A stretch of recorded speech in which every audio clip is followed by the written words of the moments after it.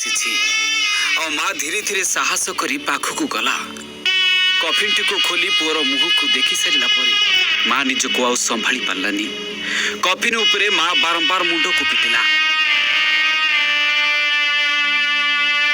जे दृश्य आम आपण को देखाई पारुना किंतु मार ई कोहरा चित्कार कहूची जेमिति जवान पुओ आज चली तो जाइनी ए माटीर छाती जीवन को नहीं चली जाइछि।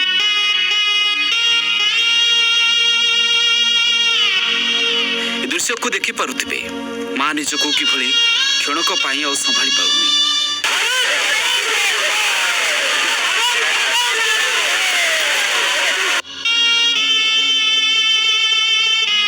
तेबे एई दृश्य भी आपण देखि पारुथिबे किभली जवान को माँ बारंबार चेताशून्य हो पड़ुछंती।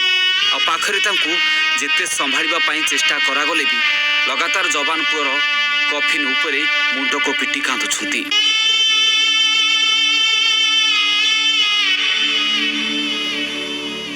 हेले ना ए कांद ए जवान पुआ शुणी पारिबो ना ए कांद शुणी पुआ कफिन उठी आसीबो। से देश पई सबुदिन पई शहीद हो जाइछि।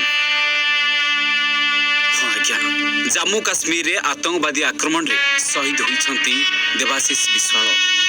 तेबे आज दुईटा समय रे पंचभूत रे लीन होइछंती।